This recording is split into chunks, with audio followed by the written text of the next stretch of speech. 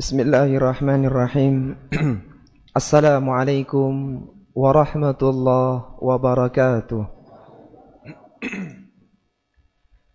Alhamdulillahi rabbil alamin, wa bihi nasta'inu ala umuri dunya waddin. Assalatu wassalamu ala ashrafil anbiya'i wal mursalin, nabiyyina Muhammadin wa ala alihi wa ashabihi ajma'in, amma ba'du. Ikhwati fillah, rahimani wa rahimakumullah. Alhamdulillah, kita bersyukur kepada Allah Subhanahu wa taala yang mana kita kembali dipertemukan di majelis ilmu yang mulia. Sebuah majelis yang ketika tempat itu makmur, maka itu pertanda perkembangan keilmuan di sebuah wilayah, di sebuah daerah itu dalam kondisi yang bagus. Bahkan pada masa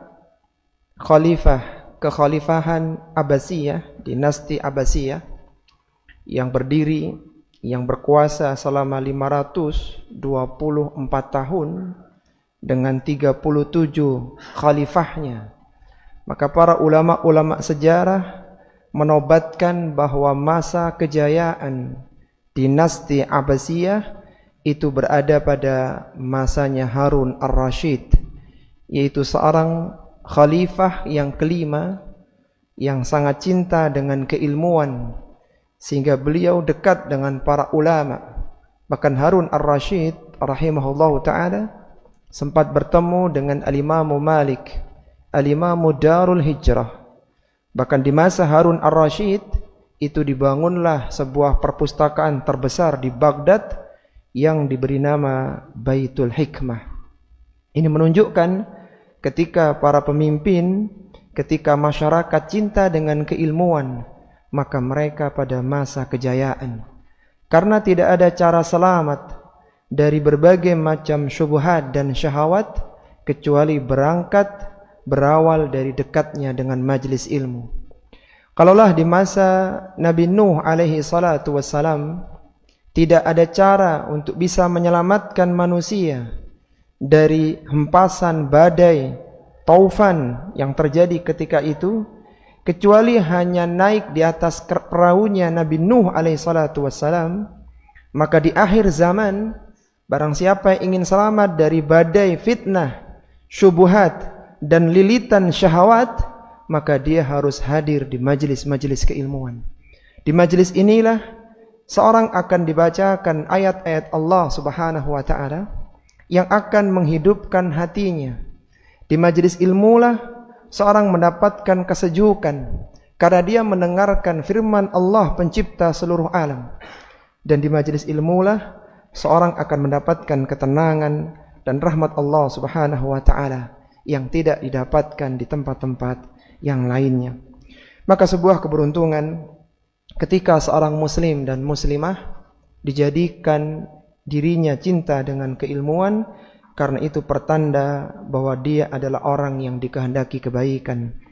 Sebagaimana Rasulullah sallallahu alaihi wasallam bersabda, "Man yuridillahu bihi khairan yufaqihu fid din." Barang siapa yang Allah kehendaki kebaikan untuknya, niscaya Allah akan pahamkan dia di dalam perkara agama. Ikhwati fillah rahimani wa rahimakumullah. Pada kesempatan kali ini kita akan melanjutkan tafsir dari surat Qaf dan kita telah sampai pada ayat yang ke-12. Allah Subhanahu wa taala berfirman, A'udzu billahi minasyaitonir rajim. Kadzabat qablahum qaumun Nuh wa ashabur rassi wa Thamud. Sebelum mereka, yaitu sebelum adanya penentangan dari orang-orang musyrik Quraisy, maka sudah ada orang-orang sebelumnya yang juga mendustakan nabi-nabi mereka. Di antaranya adalah kaum Nuh, ashabur Ras, dan juga kaum Samud.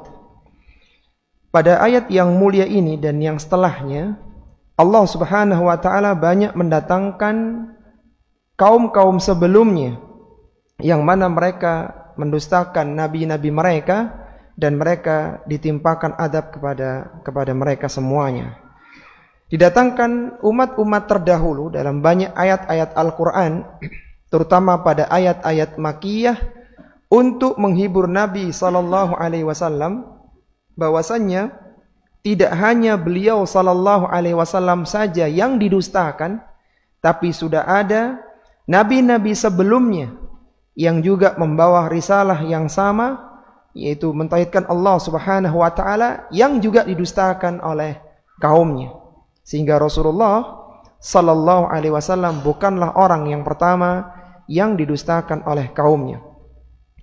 Di antara kaum-kaum terdahulu yang mendustakan kaumnya adalah kaum Nuh, yaitu umat Nabi Nuh, dan Nabi Nuh adalah nabi atau rasul yang pertama kali diutus di muka bumi ini setelah terjadinya kesyirikan di muka bumi ini, yaitu manusia membuat patung-patung orang salih yang awalnya hanya berniat untuk meneladani mereka, mengingat bagaimana ibadah mereka, bagaimana hidupnya mereka sebelum meninggal dunia, dan pada saatnya patung-patung itu disembah oleh generasi di bawahnya, sehingga terjadilah kesyirikan, dan yang dijadikan patung-patung itu adalah orang-orang salih yang hidup sebelum mereka.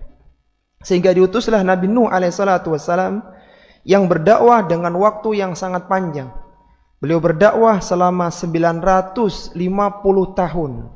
Sehingga Nabi Nuh ini bertemu dengan masa kakek, anak, cicit, cucu, dan sampai ke bawah. Ketemu semua dengan Nabi Nuh alaihissalatu wassalam. Bahkan disebutkan dalam sejarah bahwa tidaklah ada seorang kaum dari kaum Nabi Nuh kecuali berpesan kepada anaknya bahwasanya jangan percaya dengan orang ini, yaitu Nabi Nuh alaihissalatu wassalam, karena dia gila, karena dia pendusta. Sampai disampaikan kepada seluruh keturunannya. Dan akhirnya mereka semua dibinasakan dengan doa Nabi Nuh, doa pamungkas, karena Nabi Nuh meyakini bahwa tidak ada yang beriman kecuali beberapa orang saja yang sudah beriman. Maka Nabi Nuh mengatakan dalam doanya, Allah sebutkan dalam Al-Quran, wa qala Nuhu rabbi la tadhar alal ardi minal kafirina dayyara. Wahai Rabbku, janganlah engkau biarkan ada satu orang kafir pun yang hidup di muka bumi ini. Seandainya engkau biarkan ada satu orang yang hidup, maka dia tidak akan melahirkan kecuali orang yang fajiran kafara, kecuali orang yang melakukan dosa dan orang-orang kafir. Sehingga Allah datangkan tufan, banjir besar yang menghancurkan kaum Nuh, sehingga tidak ada yang selamat kecuali yang naik di perahunya Nabi Nuh. Kemudian yang mendustakan para nabi lagi adalah Ashabur Ras.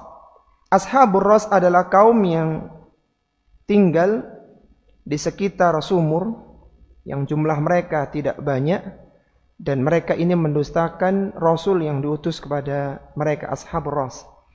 Kemudian datanglah kaum Samud.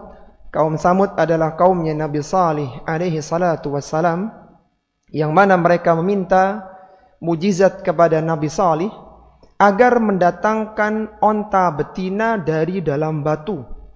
Sehingga Nabi Salih alaihi salatu wassalam berdoa kepada Allah Subhanahu wa taala, sehingga batu itu terbelah dan keluarlah seekor onta betina.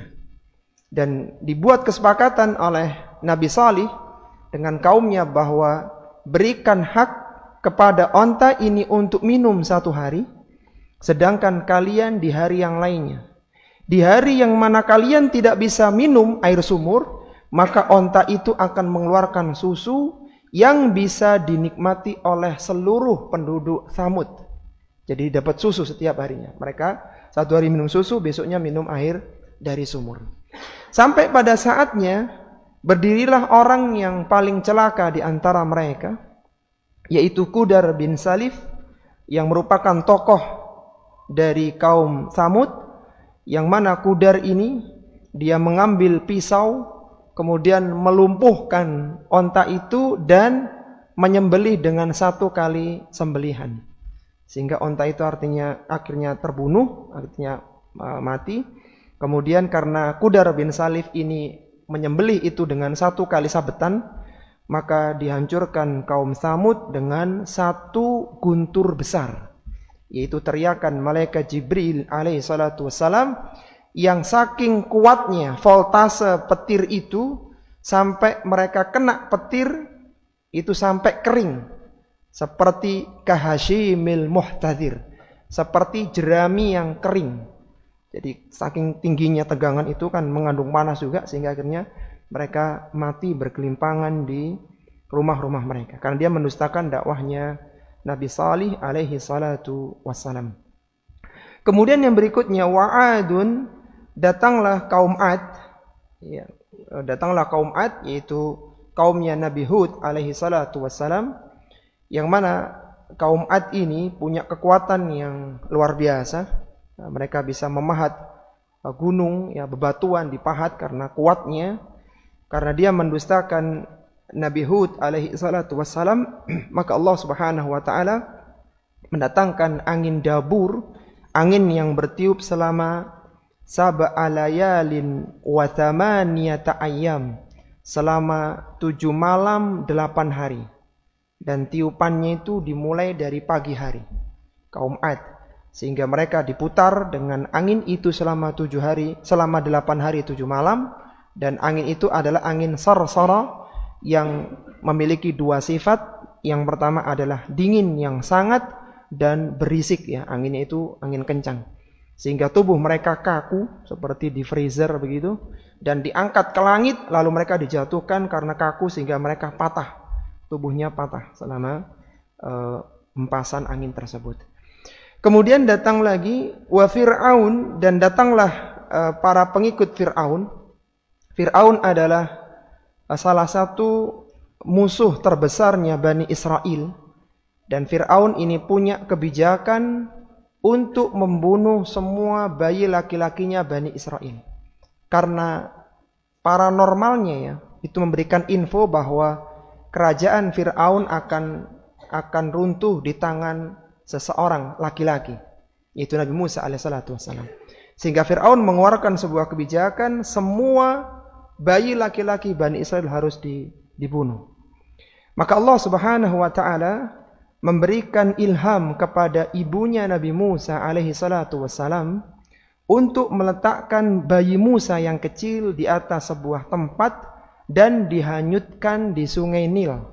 Allah berikan ilham kepada ibunya Nabi Musa alaihissalatu wassalam, sehingga masuklah kotak sunduknya Nabi Musa di kerajaannya Fir'aun, dan ditemukan oleh istrinya Fir'aun, yaitu Asiyah binti Muzahim. Kata Asiyah, wahai Fir'aun, engkau boleh membunuh semua bayi-bayi Bani Israel yang laki-laki, kecuali bayi ini. Ini tolong jangan dibunuh. Maka Fir'aun pun memberikan izin agar Musa dirawat oleh Asiyah binti Muzahim. Karena masih bayi, maka menangislah bayi Nabi Musa alaihissalatu wassalam ini, atau Musa kecil alaihissalatu wassalam. Maka Fir'aun mengadakan sayembara, siapa yang bisa mendiamkan bayi ini maka dia bisa tinggal di istana bersama istrinya Fir'aun. Dan tidak ada yang bisa memberikan ASI kecuali ibunya Nabi Musa alaihissalatu wassalam, sehingga bertemulah ibunya Nabi Musa dengan Nabi Musa di kerajaannya Fir'aun. Ketika sudah besar, sudah dewasa, maka Nabi Musa alaihissalatu wassalam diperintahkan untuk mendakwahkan kepada Fir'aun dakwah tauhid. Dan Fir'aun adalah orang yang sangat sombong, ya, sangat bengis. Bahkan dia mengatakan, ana rabbukumul a'la, aku adalah Rabb kalian yang paling tinggi. Sehingga Nabi Musa mendatangkan 9 mukjizatnya. Mukjizat yang pertama adalah ketika terjadi sayembara antara Nabi Musa alaihi salatu wassalam dengan para tukang sihirnya Fir'aun. Itu mukjizat perdananya Nabi Musa, yaitu Nabi Musa diperintahkan untuk melemparkan tongkatnya, sehingga tongkat itu menjadi ular dan memakan semua tali-talinya para penyihir itu. Dan muncul 9 mukjizat. Di antaranya ada katak yang banyak, kemudian minumnya Fir'aun berubah menjadi darah, kemudian ada juga belalang. Ada 9 mukjizat. Dan yang terakhir, kalau tadi yang pertama adalah tongkat yang berubah menjadi ular, maka mukjizat terakhir Nabi Musa adalah tongkat yang bisa membelah lautan, yaitu membelah Laut Merah. Dan disitulah Fir'aun itu ditenggelamkan. Lihatlah para jamaah rahimani wa rahimakumullah, bagaimana sungai Nil itu bisa menyelamatkan Nabi Musa, bayi Musa alaihissalatu wassalam, sedangkan Laut Merah bisa menenggelamkan Fir'aun. Sama-sama airnya, tapi ada air yang menyelamatkan dan ada air yang membinasakan. Karena memang Fir'aun adalah orang yang mendustakan Nabi Musa alaihissalatu wassalam. Kemudian yang berikutnya, wa ikhwanul Lut, dan ikhwanul Lut yaitu kaumnya Nabi Lut. Kalaulah nabi-nabi terdahulu itu punya nama ya, masyarakatnya atau kaumnya itu punya nama, seperti kaum Samud itu kaumnya Nabi Salih alaihissalatu wassalam, kemudian kaum Ad kaumnya Nabi Hud, ada lagi nanti kaum Madian ya, kaumnya Nabi Su'aib alaihissalatu wassalam, ada lagi kaum Nainawa kaumnya Nabi Yunus alaihissalatu wassalam. Adapun kaum Lut, kaum Nuh itu tidak punya nama, jadi tidak ada nama khusus untuk mereka, sehingga disebutkan dengan kaum Lut atau ikhwanul Lut dalam ayat yang mulia ini. Mereka punya dosa besar, yaitu suka kepada sesama jenis, yaitu menyukai kepada sama jenis, yang mereka berada di negeri Sadum. Ada negeri Sadum dan negeri Amuriyah, sebuah negeri yang penduduknya itu suka dengan yang sama jenis. Sehingga akhirnya Allah Subhanahu wa taala menurunkan azab kepada mereka dengan mengirimkan 3 malaikat yang terbaik, yaitu malaikat Jibril alaihi salatu wassalam, malaikat Mikail, dan malaikat Israfil alaihi salatu wassalam. Malaikat Israfil adalah salah satu dari malaikat pemikul arsy Allah Subhanahu wa taala, yang bentuk aslinya itu jarak antara pundak sampai ke cuping telinganya perjalanan 700 tahun lamanya. Bentuk asli dari malaikat Israfil alaihi salatu wassalam. Diturunkan 3 malaikat yang mulia dengan 2 misi. Yang pertama, di sore harinya datang ke tempatnya Nabi Ibrahim alaihi salatu wassalam untuk memberikan kabar gembira akan kelahiran Ishak dari rahimnya Sarah, istrinya Nabi Ibrahim alaihi salatu wassalam.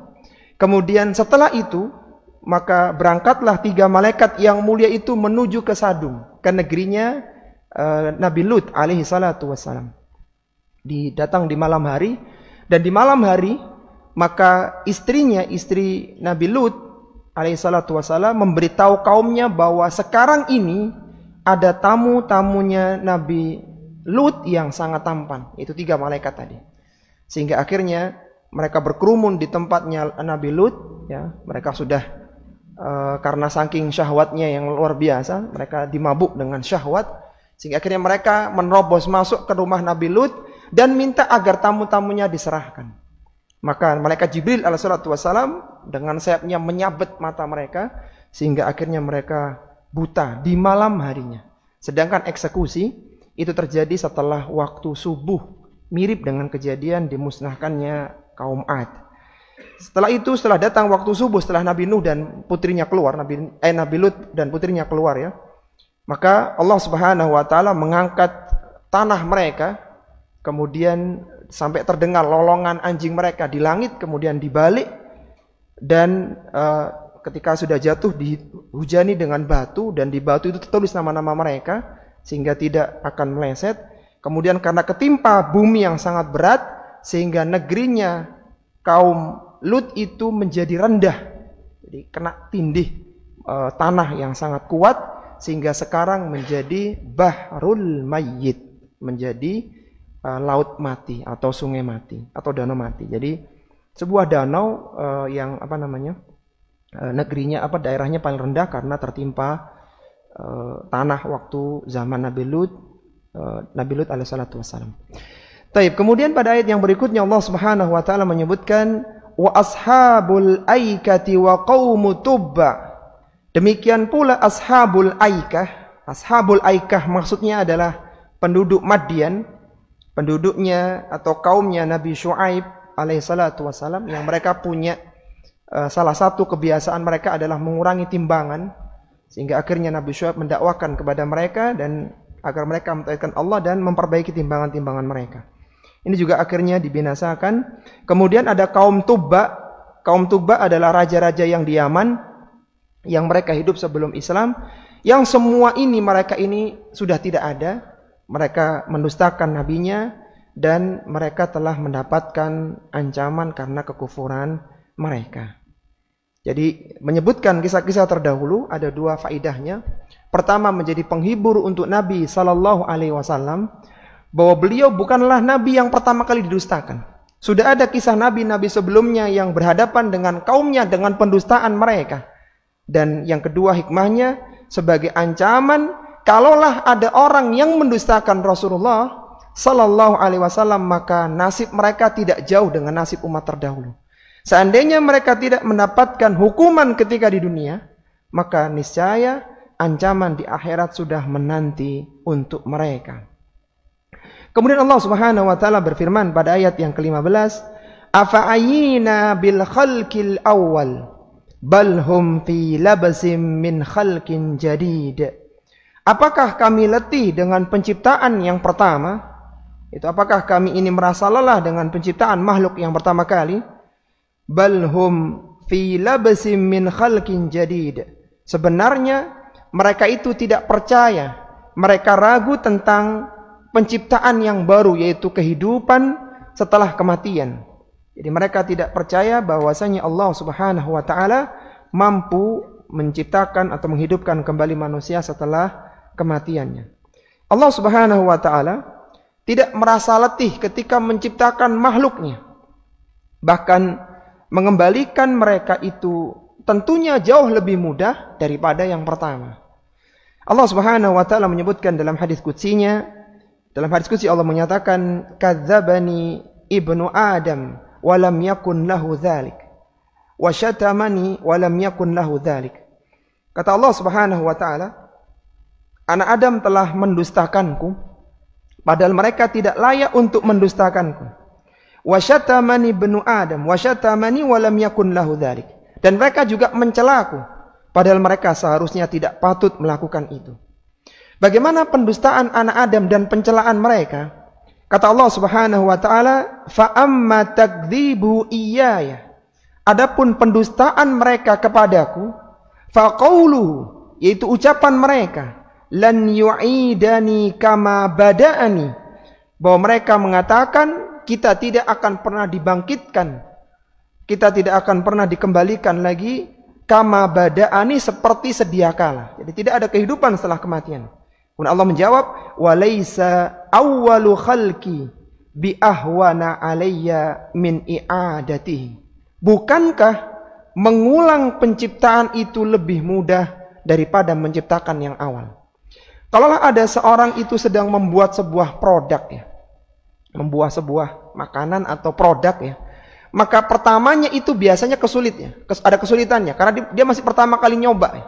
Mungkin rasanya, takarannya tidak pas, bentuknya enggak pas. Ketika sudah ketemu, maka untuk mengulangnya biasanya lebih mudah. Ini untuk manusia ya. Sedangkan untuk Allah Subhanahu wa taala, pertama dan pengulangan semuanya enggak ada yang sulit. Kalau manusia saja hanya mengulang itu tidak ada kesulitan, tidak seperti yang pertama, maka Allah Subhanahu wa taala yang pertama itu mudah, apalagi yang sekedar mengulang penciptaan mereka. Jadi semuanya mudah bagi Allah Subhanahu wa taala. Kemudian yang kedua, wa amma syatmuhu iyaya. Adapun pencelaan mereka kepadaku, yaitu hamba mencela kepada Allah Subhanahu wa taala, fa qaulu, yaitu ucapan mereka, ittakhadallahu waladan. Allah Subhanahu wa taala memiliki anak. Jadi ketika ada hamba yang mengatakan Allah punya anak, itu dia sedang mencela Allah Subhanahu wa taala, wal iyadzu billah. Wa annal ahadus samad, padahal aku adalah Rabb yang Maha Esa, yang bergantung semua kepadaku. Walam lam alid walam ulad, aku tidak beranak dan tidak diperanakkan. Walam yakun li kuf'an ahad, dan tidak ada yang setara denganku. Yang menjadi syawahid dalam pembahasan kita bahwasanya Allah Subhanahu wa taala itu mampu kembali menciptakan manusia meskipun ada orang-orang yang meragukannya. Kemudian Allah Subhanahu wa taala berfirman pada ayat yang ke-16, "Walaqad khalaqnal insana wa na'lamu ma tuwaswisu bihi nafsuh wa nahnu aqrabu ilaihi min hablil warid. Sesungguhnya kami telah menciptakan manusia, wa na'lamu ma tuwaswisu bihi nafsuh, dan kami tahu apa yang dibisikkan di dalam hatinya. Artinya, apakah itu bisikan kebaikan ataukah bisikan keburukan, itu semua diketahui oleh Allah Subhanahu wa ta'ala. Dan bisikan-bisikan ini tidak dicatat sebagai sebuah pahala atau dosa selama dia belum dilakukan atau belum diucapkan. Jadi kalau misalnya ada seorang yang ingin mengambil barang orang masih terbersit ya, maka dia belum dosa. Kecuali sudah azam yang luar biasa ya. Kemudian ketika seorang ingin misalnya mentalak istrinya masih dalam hati belum terucap, maka semuanya tidak mendapatkan dosa atau pahala. Sebagaimana sabda Nabi SAW, Innallaha tajawaza ili ummati amma tuwaswisu bihi suduruha. Sesungguhnya Allah Subhanahu wa ta'ala memaafkan umatku apa yang dibisikkan di dalam hatinya, ma lam ta'mal bihi au takallama bihi wa mastukrihu alaihi. Selama dia belum dilakukan atau belum diucapkan atau dia dipaksa untuk melakukannya. Jadi bisikan-bisikan itu Allah Subhanahu wa ta'ala mengetahuinya, dan bisikan itu tidak mendapatkan pahala dan dosa selama belum diucapkan atau belum dilaksanakan. Dari sini para jamaah rahimani wa rahimakumullah, kita bisa mengambil satu faedah. Kalaulah ada orang yang nanti dimasukkan ke dalam neraka, waliyatubillah, maka itu karena pilihannya. Karena syaitan hanya bisa memberikan bisikan-bisikan keburukan, dan syaitan tidak bisa memaksa manusia. Artinya ketika orang itu mengikuti bisikan syaitan, berarti dia memang melakukan, sehingga nantinya dia diancam dengan neraka yang menyala-nyala. InsyaAllah ada pembahasan secara khusus di ayat-ayat yang setelahnya. Kemudian Allah Subhanahu wa ta'ala menyebutkan, wa nahnu aqrabu ilaihi min hablil warid, dan kami lebih dekat dengannya daripada urat lehernya. Yang dimaksud dengan nahnu dalam ayat yang mulia ini bukanlah Allah Subhanahu wa ta'ala, akan tapi yang dimaksud adalah malaikat Allah Subhanahu wa ta'ala, yang mana dekat untuk mencatat amalan kebaikan dan keburukan, dan dekat untuk bisa mencabut nyawa seseorang. Sehingga kalaulah ada seorang yang menjadikan dalil bahwa ayat ini merupakan ayat yang menyebutkan bersatunya antara Allah dengan makhluknya, misalnya begitu, maka ini menyelisihi tafsiran ayat. Karena wa nahnu aqrabu ilaihi, kami lebih dekat dengannya, itu bukan Allah Subhanahu wa ta'ala, tapi maksudnya adalah malaikat Allah yang dekat dengannya, yang akan mencatat kebaikan dan keburukan berdasarkan ayat-ayat setelahnya. Sehingga tidak tepat ketika dimaksudkan Allah itu menyatu dengan makhluknya. Taib, kemudian Allah Subhanahu wa ta'ala menyebutkan, idh yatalaqal mutalaqiyani 'anil yamini wa 'anil shimali qa'id, yaitu ketika dua malaikat yang tadi disebutkan dekat tadi, min hablil warid, lebih dekat daripada urat leher. Idh yatalaqal mutalaqiyani, ketika dua orang malaikat itu hadir, 'anil yamini wa 'anil shimali qa'id, yang mana malaikat itu berada di sebelah kanan dan di sebelah kirinya qaidun, dalam posisi duduk. Perhatikan kalimat anil yamin wa anil shimal. Seandainya Allah Subhanahu wa ta'ala menyebutkan dengan fil yamini wa fil shimali qaid, seandainya begitu, maka malaikat itu benar-benar duduk di pundak kanan dan di pundak kiri seseorang. Duduk benar-benar duduk karena dia menggunakan fi. Akan tapi ketika Allah mengatakan anil yamin, yang berada di sebelah kanan dan di sebelah kiri, ini menunjukkan malaikat itu berada di kanan dan di kiri, tapi tidak duduk di pundak seseorang. Jadi ada kanan kiri, nggak tahu kita di mana, yang jelas lebih dekat daripada urat leher, dan itu tidak duduk di pundak seseorang. Karena Allah mengatakan dengan anil yamin wa anil shimal, bukan fil yamin wa fil shimal. Itu faedah secara bahasa ya. Jadi secara bahasa tidak menunjukkan malaikat itu duduk di pundak seseorang. Kemudian Allah Subhanahu wa taala kenapa harus atau mendatangkan malaikat pencatat amalannya? Yang ada dua, bahkan ada yang kebaikan dan keburukan. Tiap orang punya dua. Kenapa? Karena Allah Subhanahu wa taala ingin menegakkan hujjah kepada manusia. Kita tahu bahwa takdir seluruh makhluk itu sudah tertulis di Lauhil Mahfuz. Bahkan penulisan takdir dengan 4 tingkatan yang sering kita sampaikan. Ada takdir azali, sebelum diciptakannya seluruh makhluk. Ada takdir umri, yaitu kitabah umriyah, yang terjadi 120 hari sebelum seorang dilahirkan, ketika seorang berada dalam rahim ibunya. Kemudian ada takdir hauli, takdir tahunan, dan ada kitabah yaumiyah, itu harian, terjadi pada hari Jumat. Intinya takdir-takdir ini yang menjadikan seorang tidak bisa keluar dari takdir itu. Seorang akan melangkah, berjalan berdasarkan takdirnya. Sehingga Rasul mengatakan dalam hadisnya, rufi'atil aklamu wa jaffatis suhuf. Diangkatlah pena takdir dan keringlah lembaran-lembaran takdir. Artinya seorang tidak akan bisa keluar dari takdir itu. Baik itu keburukan ataupun kebaikan. Di sisi yang lainnya, Allah Subhanahu wa taala juga menciptakan 2 malaikat pencatat kebaikan berada di kanan dan pencatat keburukan berada di kiri, yang akan mencatat amalan orang ini, baik itu amalan kebaikan maupun keburukan, baik itu yang besar maupun yang kecil. Sehingga Allah katakan dalam surat Al-Kahfi, la yughadiru saghiratan wala kabiratan illa ahsaha. Tidaklah ada perkara yang besar maupun yang kecil kecuali tercatat semuanya. Kalau diketemukan nanti pada hari kiamat, maka catatan yang ada di tangan malaikat akan sama persis dengan yang ada di Lauhil Mahfuz. Antum bisa memahami enggak? Kan tertulis ya di Lauhil Mahfuz bahwa orang ini akan begini, akan begitu ya. Dia akan hadir di majelis ilmu, dia akan sholat, akan tulis semuanya.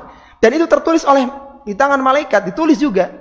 Bedanya ini masih dalam taraf perencanaan, kalau ini sudah implementasinya, perbuatannya. Dan seorang tidak mendapatkan pahala kecuali setelah dia beramal. Kalau di Lauhil Mahfuz belum dapat pahala. Jadi misalnya ada seorang dituliskan pada hari Sabtu tanggal 25 November 2023 misalnya, dia akan hadir di majelis tafsir Al-Quran, misalnya begitu. Tertulis sejak 50.000 tahun sebelum penciptaan langit dan bumi. Pertanyaannya, ketika itu orangnya dapat pahala belum? Belum. Kapan dapat pahalanya? Ketika dia hadir dan ditulis oleh malaikat kebaikan. Yang ana ingin tegaskan, catatan di Lauhil Mahfuz akan sama persis dengan catatan malaikat.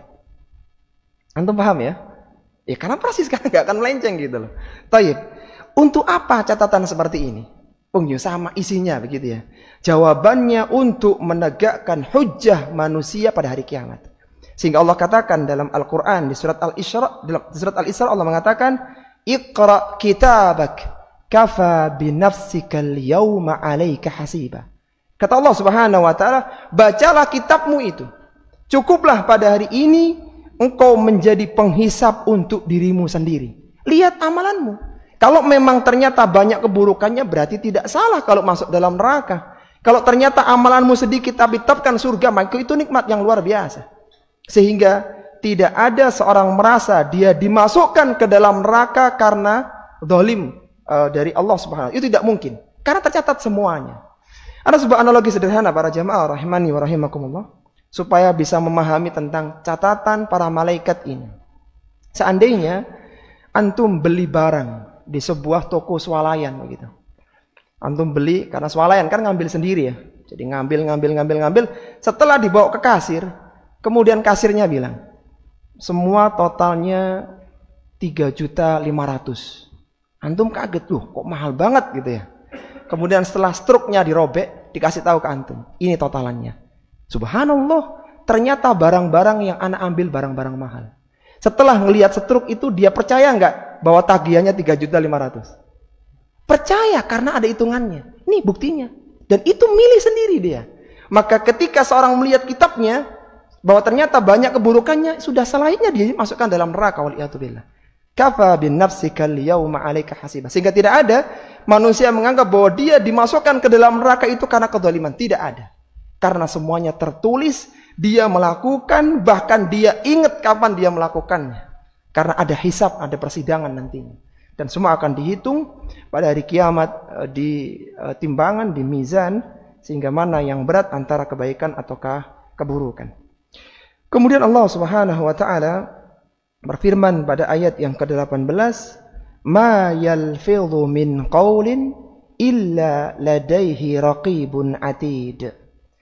Tidaklah ada satu ucapan kecuali di dekatnya ada raqibun atid, ada malaikat yang mengawasi dan yang hadir. Raqib dan atid ini bukan nama malaikat. Jadi bukan nama malaikat, bukan nama malaikat kebaikan itu raqib, kemudian keburukan itu atid, bukan. Ini sifat malaikat. Raqibun atid adalah sifat dari malaikat. Kemudian ikhwati fillah rahimani wa rahimakumullah, di dalam sebuah kalimat penetapan yang paling kuat adalah ketika berkumpul antara an-nafyu wal itsbat. Jadi ketika ada seorang menetapkan sesuatu dalam sebuah ungkapannya, kemudian dia menggunakan uslub, menggunakan gaya bahasa an-nafyu wal itsbat, maka ini adalah gaya penetapan yang paling kuat. Sebagaimana kalimatut tauhid, la ilaha illallah, terkumpul dua uslub ini. Ketika seorang mengatakan la ilaha illallah, la ilaha adalah an-nafyu, menafikan semua sesembahan selain Allah Subhanahu wa taala. Sedangkan illallah adalah itsbat, menetapkan. Setelah meniadakan kemudian menetapkan, maka ini penetapan yang paling kuat. Dan lihatlah uslub yang Allah gunakan di ayat yang ke-18 ini. Allah mengatakan ma yalfidhu min qaulin illa ladaihi raqibun atid. Tidaklah ada satu ucapan pun kecuali dicatat oleh malaikat yang dekat dan yang hadir. Sehingga ini adalah bentuk penetapan yang paling kuat secara bahasa. Kemudian dalam kaidah tafsir juga, ketika ada kalimat nakirah yang dia berada dalam konteks penafian atau peniadaan, dan kalimat itu, kata itu bentuknya nakirah, itu kata nakirah adalah kata benda yang tidak ada alif lamnya, maka itu mencakup semuanya. Sebagaimana disebutkan dalam kaidah tafsir Al-Quran oleh Syekh As-Sa'di rahimahullah ta'ala dalam kitabnya Al-Qawaidul Hisan Al-Muta'alliqah bi Tafsiril Quran, di kaidah yang kedua beliau mengatakan idza waqa'atin nakirah fi siyaqin nafyi awin nahyi awis syarti awil istifhami dallat 'alal umumi. Kata Syekh As-Sa'di rahimahullah ta'ala, tidaklah ada kata nakirah. Kata nakirah adalah kata benda yang tidak ada alif lamnya, yang dia berada dalam konteks penafian, konteks peniadaan, konteks pertanyaan atau syarat, dallat 'alal umumi, kecuali itu menunjukkan keumumannya. Perhatikan kalimat ma yalfidu min qaulin. Allah tidak mengatakan ma yalfidu minal qauli. Jadi tidak Allah katakan tidaklah ada ucapan khusus, tidak begitu. Tapi Allah mengatakan ma yalfidhu min qaulin. Tidaklah ada satu ucapan pun, kalau kita terjemahkan begitu, illa ladaihi raqibun atid, kecuali akan ditulis oleh malaikat yang mengawasi dan yang hadir. Karena kuatnya gaya bahasa yang Allah gunakan dalam ayat ini, ma yalfidhu min qaulin illa ladaihi raqibun atid, maka para ulama tafsir mereka terjadi 3 penafsiran tentang ucapan manusia. Ada 3 pendapat para ulama tafsir tentang ayat yang mulia ini. Pendapat yang pertama, meskipun ini agak menyelisih teks ayatnya ya, tapi ini salah satu pendapat yang juga masyhur, bahwa ucapan manusia itu terbagi menjadi 3. Menurut pendapat yang pertama ya. Yang pertama adalah ucapan kebaikan, seperti antum baca Al-Quran, zikir pagi petang, berdakwah dalam kebaikan, pokoknya ucapan-ucapan yang semacam itu, maka itu adalah ucapan kebaikan.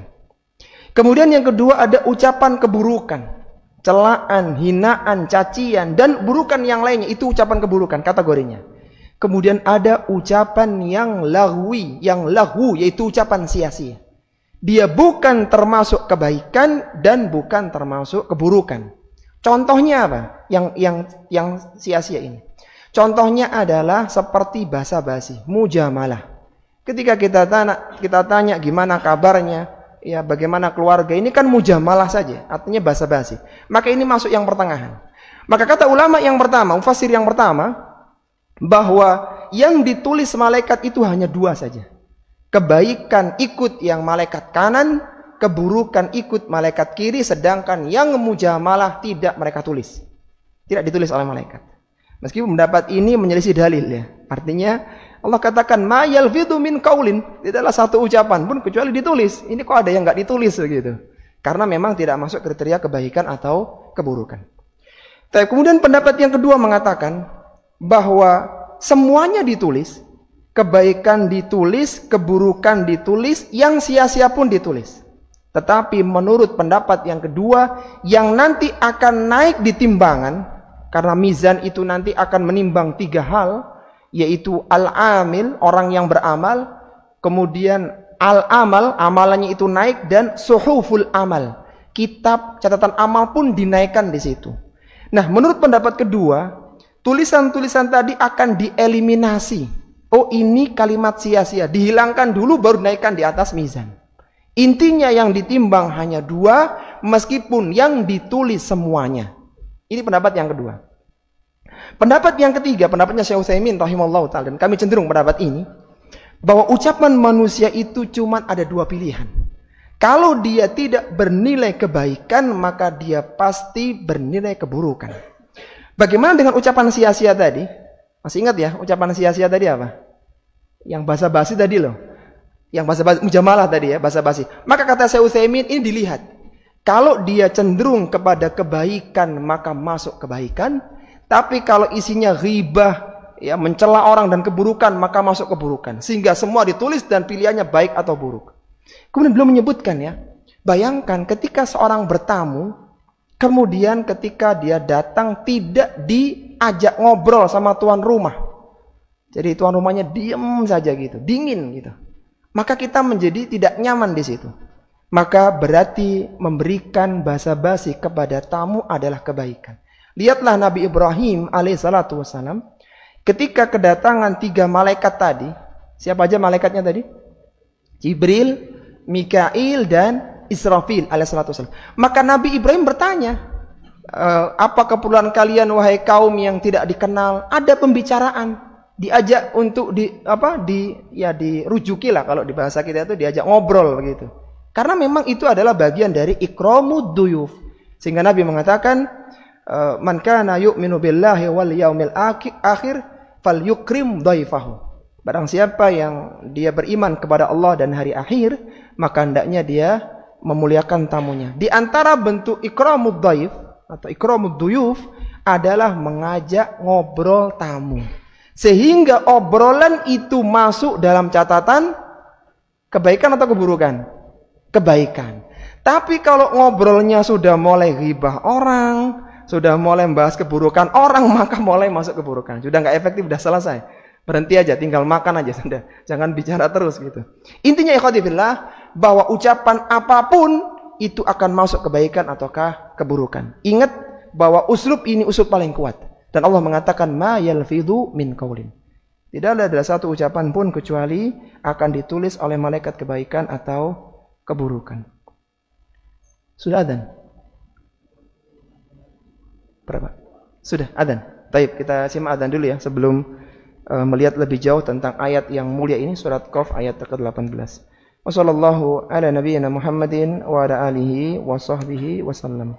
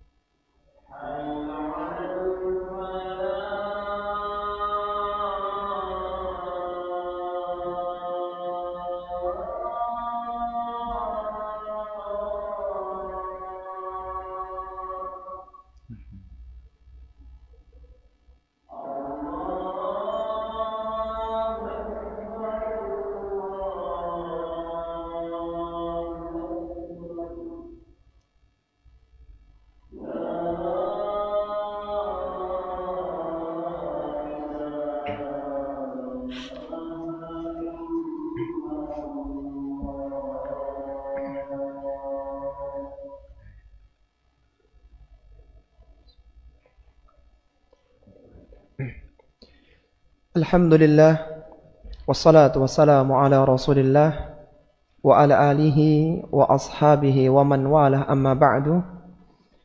Masih melanjutkan pembahasan di ayat yang ke-18 dari surat Qaf ini, yang menunjukkan tentang perlunya seorang muslim dan muslimah berhati-hati dalam berucap, karena ucapan itu akan ditulis, apakah itu ucapan kebaikan atau ucapan keburukan.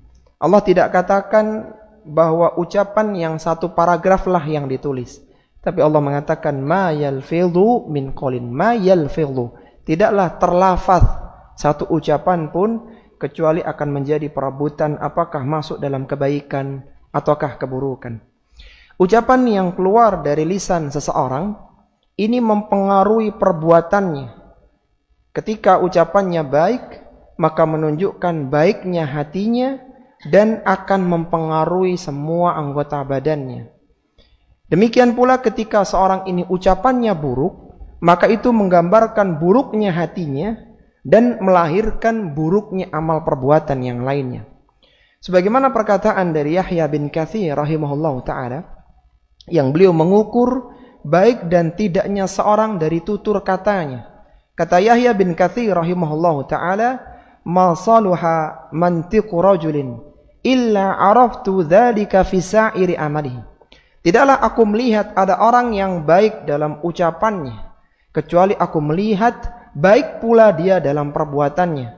Wala fasada mantiqu rajulin qad. Tidaklah ada orang yang rusak dalam ucapannya. Ucapannya adalah ucapan yang kotor, yang menyakitkan, yang penuh dengan celaan. Illa araftu dzalika fi sa'iri amalihi. Kecuali aku melihat buruknya dia dalam perbuatannya.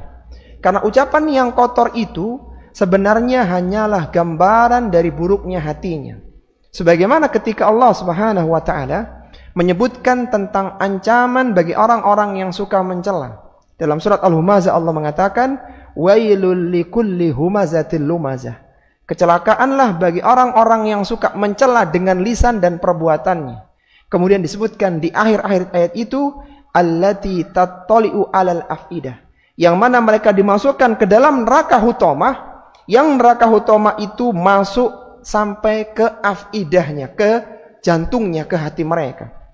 Kata Syekh Muhammad Ibn Shalih Al-Utsaimin, beliau membuat sebuah analogi, ketika seorang itu mendapatkan sebuah teko yang tidak kelihatan apa dalamnya, dia tidak tahu isinya apakah itu kopi, teh, susu atau yang lainnya, kecuali ketika dituang, apa yang keluar dari mulut teko itu menggambarkan isinya. Apa yang keluar dari mulut seseorang itu menggambarkan hatinya. Ketika seorang buruk dalam ucapannya, maka di hatinya itu ada keburukan dan kebencian. Ketika yang keluar adalah kata-kata yang utama dan mulia, maka hatinya itu seperti itu gambarannya. Jadi kenapa neraka hutama itu menyerang afidah, menyerang hati? Karena kerusakan mulut berangkat dari kerusakan hatinya. Sehingga Yahya bin Katsir mengatakan, tidaklah aku melihat ada orang yang baik dalam ucapannya kecuali baik pula perbuatannya. Dan orang-orang yang buruk dalam ucapannya, maka aku bisa pastikan dia buruk dalam perbuatannya. Ingat para jamaah rahimani wa rahimakumullah, bahwa lisan merupakan penyebab yang menjadikan seorang bisa terjerumus dalam neraka. Suatu ketika Nabi SAW berpesan kepada Mu'adz bin Jabal radhiyallahu taala anhu, Rasulullah mengatakan, ya Mu'adz, kuffa 'alaika hadza. Wahai Mu'adz, jaga lisanmu ini. Maka beliau mengatakan, wahai Rasulullah sallallahu alaihi wasallam, apakah seorang itu akan dimasukkan ke dalam neraka hanya gara-gara ucapan? Dia tidak melakukan pembunuhan, dia tidak minum minuman yang memabukkan, apakah karena ucapan dia masuk ke dalam neraka? Maka Rasulullah sallallahu alaihi wasallam mengatakan, hal yaqubbun nas fin nari ala wujuhihim aw qala ala manakhirihim illa hasaidu alsinatihim. Kata Nabi SAW, betapa banyak orang itu menelungkupkan wajah-wajah mereka ke dalam neraka, atau menelungkupkan hidung-hidung mereka, leher-leher mereka ke dalam neraka. Karena apa? Illa hasaidu alsinatihim. Kecuali itu adalah hasaid, itu adalah panenan hasil dari alsinatihim, dari lisan-lisan mereka, dari ucapan-ucapan mereka.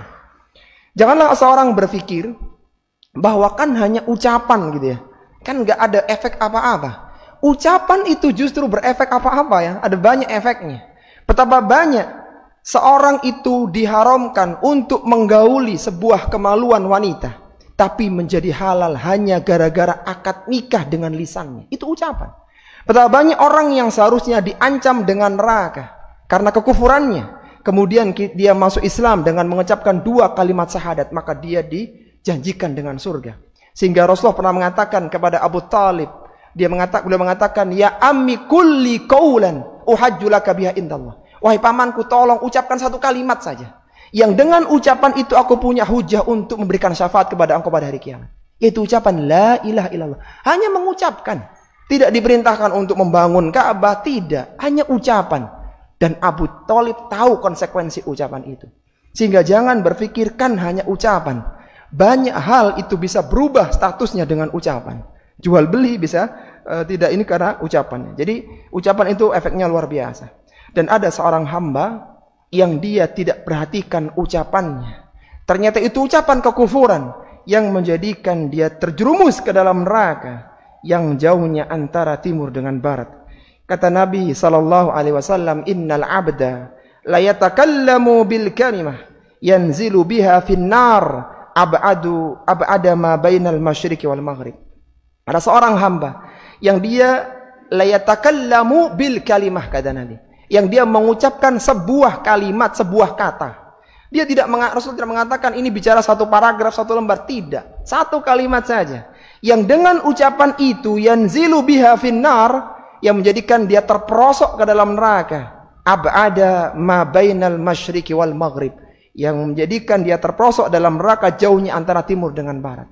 Ketika ucapan itu ucapan kekufuran, ucapan kesyirikan, dan lahir dari keyakinan dia, maka bisa mengeluarkan seorang dari Islam. Yang kata Allah Subhanahu wa taala, la in asyrakta la yahbatanna amaluka wa la takunanna minal khasirin. Seandainya engkau mengucapkan kata-kata kesyirikan, maka akan batalkan amalanmu dan engkau termasuk orang-orang yang merugi. Suatu ketika Abdullah bin Mubarak, seorang tabi'ut tabi'in yang wafat di bulan Ramadan tahun 181 Hijriah. Beliau pernah melakukan haji ke Baitullah Al-Haram di bulan haji, di bulan Dzulhijjah. Kemudian setelah selesai di Makkah, maka Abdullah bin Mubarak ingin mengunjungi makam Nabi SAW di Madinah, di dekat Masjid Nabawi. Maka di tengah perjalanan itu, Abdullah bin Mubarak bertemu dengan seorang nenek tua. Kemudian ditanyalah oleh Abdullah bin Mubarak nenek itu, wahai nenek, siapa nama anakmu? Ya. Siapa nama anakmu? Kemudian nenek itu mengatakan, ya Yahya khudil kitaba biquwwah. Wahai Yahya, ambillah kitab itu dengan kuat. Artinya nenek ini mengatakan, nama anakku adalah Yahya. Dan nama Yahya itu nama yang Allah langsung memberikannya untuk putranya Nabi Zakaria alaihissalatu wassalam. Dan nama anak nenek itu adalah Yahya. Kemudian ditanya lagi, keluar ayat lagi, keluar ayat lagi, keluar ayat lagi. Dan nenek ini tidak mengatakan kecuali Al-Quran. Ketika anak-anaknya datang, maka bertanyalah Abdullah bin Mubarak, sudah berapa lama ibumu seperti ini? Kata anak-anaknya, sudah lebih dari 40 tahun. Ibuku tidak mengatakan kecuali Al-Quran. Kemudian terakhir Abdullah bin Mubarak menanyakan kepada ibu ini, wahai ibu, apa yang mendorongmu tidak berani mengatakan kecuali Al-Quran? Kemudian beliau membacakan firman Allah di surat Qaf ayat ke-18 ini. Kata beliau, ma yalfidhu min qawlin illa ladaihi raqibun atid. Ketahuilah wahai Abdullah bin Mubarak, tidaklah ada satu lafaz pun yang keluar kecuali akan menjadi perebutan apakah ini bernilai kebaikan ataukah bernilai keburukan. Ketika yang dikeluarkan adalah Al-Quran, maka bisa dijamin itu kebaikan. Ketakutan inilah yang menjadikan nenek itu, ibu itu tidak berani mengucapkan kecuali Al-Quran. Maka hendaknya seorang muslim dia berhati-hati dalam berucap. Dia mengatakan kebaikan atau dia diam. Sebagaimana Rasulullah SAW bersabda, "Man kana yu'minu billahi wal yaumil akhir, falyaqul khairan aw liyasmut." Barang siapa yang dia iman kepada Allah dan hari akhir, maka hendaknya dia mengatakan kebaikan atau dia diam. Sehingga dia harus pertimbangkan apakah ini kebaikan atau keburukan. Kalau keburukan dia diam saja. Dan ingat bahwa ucapan yang sudah terlontar itu menjadikan seorang tersandra dengan ucapannya. Dia akan ikuti ucapannya. Tapi ketika ucapan itu masih ditahan, maka dia masih bisa untuk memperbaikinya. Sebagaimana perkataan dari Abu Hatim bin Hibban al-Busti yang dikenal dengan Ibnu Hibban rahimahullahu taala. Beliau mengatakan al-kalimatu idza takallama biha malakathu wa illam yatakallam biha malakaha. Kalimat ucapan itu ketika sudah dilontarkan maka seorang akan mengikuti ucapannya. Dan kalimat apabila dia belum diucapkan maka dia masih mampu mengendalikannya. Ketika ada seorang mengatakan kepada anaknya bahwa di akhir bulan ini wahai anakku, engkau akan aku belikan sepeda. Maka di akhir bulan tanggal 29, 30 bahkan 31 dia akan tanya, kapan dibelikan sepedanya? Karena udah karo dijanjikan. Tapi ketika itu dirahasiakan maka aman. Jadi artinya pertimbangkan sebelum berucap. Karena ketika sudah terlontar orang akan terbawa dengan ucapannya. Ada perkataan yang sangat indah dari Wuhaib bin Warad rahimahullah ta'ala, yang semoga ucapan ini menjadikan kita berhati-hati dalam berucap. Kalau zaman sekarang dalam berucap dan membuat sebuah tulisan di media sosial. Kata Wuhaib bin Warad, man adda kalamuhu min amalihi qalla kalamuh. Barang siapa yang meyakini bahwa ucapannya itu bagian dari amalannya, yang akan ditulis apakah itu pahala atau dosa, qalla kalamuh, niscaya dia akan sedikit bicaranya. Karena dia takut, jangan-jangan ini bernilai dosa, jangan-jangan tidak bernilai pahala. Suatu ketika ada seorang laki-laki yang datang kepada Nabi SAW. Beliau menanyakan tentang kriteria seorang muslim yang baik. Bagaimana kriteria muslim yang baik itu? Apakah muslim yang baik adalah muslim yang suka memberi banyak makanan, yang suka berbagi atau sebagainya? Maka kata Abdullah bin Amr radhiyallahu ta'ala, Abdullah bin Amr bin al-As radhiyallahu ta'ala anhuma, ia mengatakan inna rajulan sa'ala Rasulullah sallallahu alaihi wasallam. Suatu ketika ada seorang laki-laki yang bertanya kepada Rasulullah sallallahu alaihi wasallam, kata dia, ayyul muslimina khairan. Wahai Rasulullah sallallahu alaihi wasallam, bagaimana kriteria muslim yang baik itu?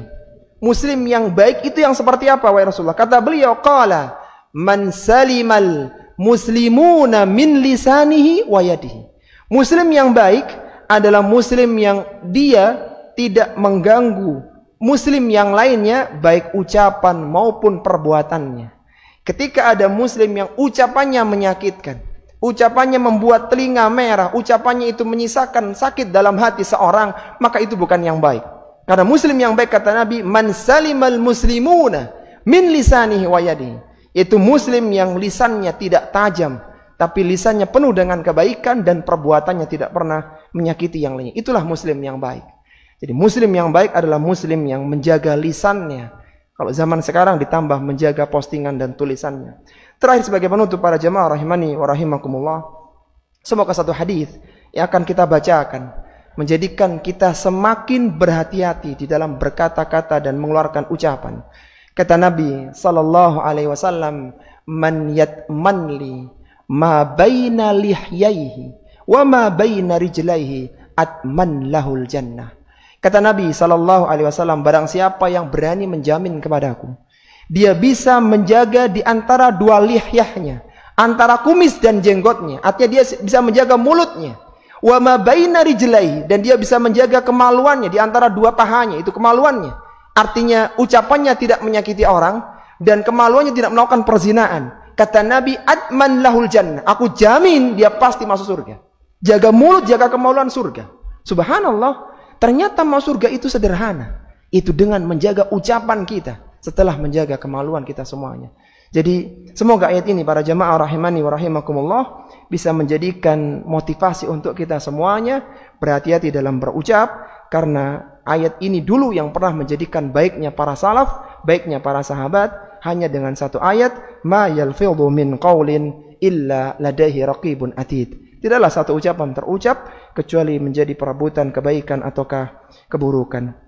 Semoga kita bisa mengamalkan ayat-ayat Al-Quran dalam kehidupan, sehingga kita bisa dimudahkan untuk masuk ke dalam surga yang penuh dengan kenikmatan. Akhirnya kita mohon maaf kalau ada hal yang kurang berkenan. Kita akhiri wa sallallahu ala nabiyyina Muhammadin wa ala alihi wa sahbihi wa sallam. Subhanakallahumma wa bihamdika asyhadu an la ilaha illa anta astaghfiruka wa atubu ilaik wa akhiru da'wana anil hamdulillahi rabbil alamin. Wassalamu alaikum warahmatullahi wabarakatuh.